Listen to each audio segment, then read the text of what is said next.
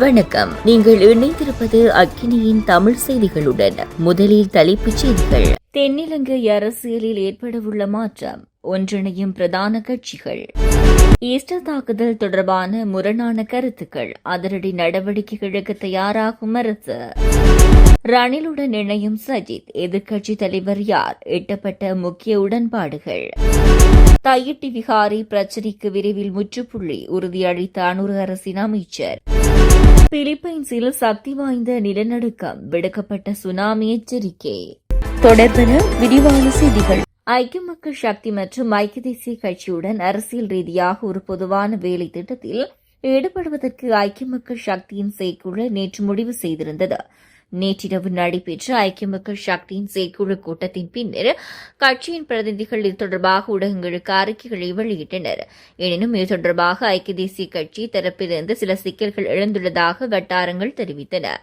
ஐக்கிய தேசிய கட்சியுடன் ஒன்றிணைய ஐக்கிய மக்கள் சக்தியின் நாடாளுமன்ற உறுப்பினர்களான ஹபீர் ஹாசிம், முஜிபுர் ரஹ்மான் மற்றும் எஸ் ஏ மரிகார் ஆகியோர் அடங்கிய குழு நியமிக்கப்பட்டுள்ளதாக தகவல்கள் வெளியாகியுள்ளன.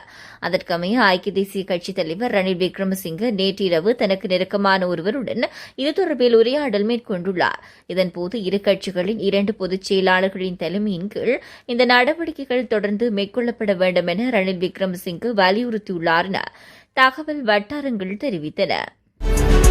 உயர் பதவிகளுக்கான நாடாளுமன்ற குழுவின் சமீபத்திய கூட்டத்தின் போது கூறப்படாத கருத்துக்கள் குறித்து தவறான தகவல்களை வெளியிட்டதாக கூறப்படும் நாடாளுமன்ற உறுப்பினர்கள் மீது சட்ட நடவடிக்கை எடுக்கப்படும் என்று வெளிவிவகார அமைச்சர் விஜித ஹேரத் தெரிவித்துள்ளார். குழுவின் எந்த உறுப்பினர்களுக்கு முழு விவாதங்களை ஊடகங்களுக்கு வெளியிட நெறிமுறை உரிமை இல்லை என்று அமைச்சர் ஹேரத் குறிப்பிட்டுள்ளார்.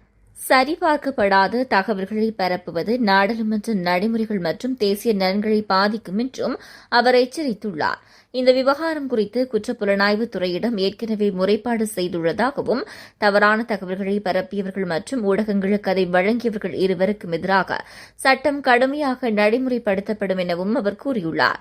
எனினும் 2019 உயிர்த்த ஞாயிறு தாக்குதல்கள் இந்தியாவின் உத்தரவின் பேரில் நடத்தப்பட்டதாகவோ அல்லது முறையாக செயல்பட்டவர் இந்தியாவுடன் தொடர்புடையவர் என்றோ செயலாளர் ரவி செனவிரத்ன எந்த நேரத்திலும் கூறவில்லை என்பதை ஹேரத் இதன்போது தெளிவுபடுத்தினார். எனவே இந்த அரசாங்கத்தால் கட்டமைக்கப்பட்ட வலுவான ராஜதந்திர உறவுகளை சேதப்படுத்தும் நோக்கில் கூறப்பட்ட முற்றிலும் தவறான கதை இது என்றும் அவர் தமது உரையில் கூறியுள்ளார்.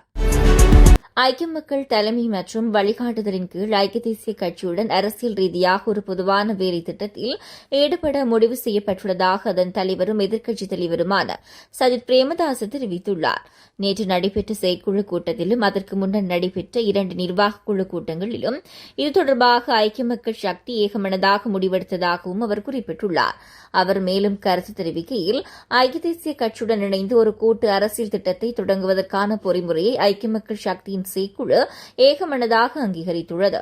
அதன்படி நாட்டின் மற்றும் மக்களின் பிரச்சினைகளுக்கு நடைமுறை சாத்தியமான ஜனநாயகம் மற்றும் முற்போக்கான தீர்வுகளை வழங்குவதே இந்த முயற்சியின் நோக்கம் என்றும் அவர் தெரிவித்துள்ளார். ஐக்கிய மக்கள் சக்தியின் செயற்குழு மற்றும் முகாமைத்துவ குழு ஆகிய இரண்டும் பொதுக்கொள்கை கட்டமைப்பின் கீழ் இணைந்து பணியாற்ற கூட்டு உடன்பாட்டை எட்டியுள்ளதாக அவர் குறிப்பிட்டுள்ளார். இதனிடையே சஜித் பிரேமதாச தொடர்ந்து எதிர்க்கட்சித் தலைவராக நீடிப்பார் என்றும் தலைமை பதவி குறித்து எவ்வித கருத்து வேறுபாடும் இல்லை என்றும் ஐக்கிய மக்கள் சக்தியின் பொதுச் செயலாளர் ரஞ்சித் மத்தும பண்டார தெரிவித்துள்ளார். இந்த ஒருங்கிணைந்த அரசியல் பயணத்துக்கு ஐக்கிய மக்கள் சக்தியின் அடிமட்ட உறுப்பினர்கள் தமது ஆசைகளையும் ஆதரவையும் தெரிவித்துள்ளதாகவும் அவர் மேலும் குறிப்பிட்டார். தையிட்டி திஸ்ஸவிகாரி பிரச்சினைக்கு இன்னும் ஓரிரு வாரங்களில் சிறந்த தீர்வு முன்வைக்கப்படும் என்று சபை முதல்வரும் போக்குவரத்து நெடுஞ்சாலைகள் அபிவிருத்தி துறைமுகம் மற்றும் சிவில் விமான சேவைகள் அமைச்சருமான விமல் ரத்நாயக்க தெரிவித்துள்ளார். நாடாளுமன்றத்தில் நேற்று இடம்பெற்ற சபை விவாதத்தில் கஜேந்திரகுமார் பொன்னம்பலம் எழுப்பிய கேள்விக்கு பதிலளிக்கையிலே இவ்வாறு குறிப்பிட்டுள்ளார். அவர் மேலும் கூறுகையில், பலாலி விமான நிலையத்தை அபிவிருத்தி செய்வதற்கு உரிய நடவடிக்கைகள் எடுக்கப்பட்டு நிதி ஒதுக்கப்பட்டுள்ளது. தையிட்டி திஸ்ஸவிகாரை தொடர்பில் நீதி அமைச்சு பல்வேறு நடவடிக்கைகளை முன்னெடுத்துள்ளது. அறிக்கையும் தயாரிக்கப்பட்டுள்ளது. யாழ் தையிட்டி திஸ்ஸவிகாரைக்குரிய சிறந்த தீர்வு ஓரிரு வாரங்களில் முன்னெடுக்கப்படும். எமக்கு எதிராக பேசும் கஜேந்திரகுமார் பொன்னம்பலம் குறிப்பிடும் ஒவ்வொரு பிரச்சினைகளுக்கும் தீர்வு பெற்றுக் கொடுத்து வருகின்றோம். சுவிட்சர்லாந்தின் பெடரல் பற்றி பேசி பயனில்லை. சகல பிரச்சினைகளுக்கும் இங்கிருந்தவாறுதான் பேச்சுவார்த்தை ஊடாக தீர்வு காண வேண்டும். அதனை மறந்துவிடக் கூடாது என கூறியுள்ளார். பிலிப்பைன்ஸில் 7.4 ரிக்டர் அளவில் சக்தி வாய்ந்த நிலநடுக்கம் பதிவாகியுள்ளதாக வெளிநாட்டு ஊடகங்கள் செய்தி வெளியிட்டுள்ளன. அந்நாட்டின் மிண்டனோ தீவில் அந்நாட்டு நேரப்படி இன்று காலை 9:43 மணிக்கு சக்தி வாய்ந்த நிலநடுக்கம் ஏற்பட்டதாக தெரிவித்திருக்கிறது. ரிக்டர் அளவில் 7.4 ஆக பதிவான இந்த நிலநடுக்கத்தால் கட்டிடங்கள் குலுங்கியதனால் அச்சமடைந்த மக்கள் அலறியடித்துக் கொண்டு வீதிகளில் தஞ்சமடைந்துள்ளதாக தெரிவிக்கப்படுகிறது. நிலநடுக்கத்தை தொடர்ந்து சுனாமி எச்சரிக்கை விடுக்கப்பட்டுள்ள நிலையில் 10 அடி வரை சுனாமி அலைகள் உருவாகலாம் என தெரிவிக்கப்பட்டுள்ளது. இந்த நிலையில் நிலநடுக்கத்தால் ஏற்பட்ட சேதங்கள் குறித்த தகவல் இதுவரை வெளியாகவில்லை என தெரிவிக்கப்படுகின்றமை குறிப்பிடத்தக்கது. தொடர்ந்து மக்களின் செய்திகளோடு இணைந்திருங்கள். வணக்கம்.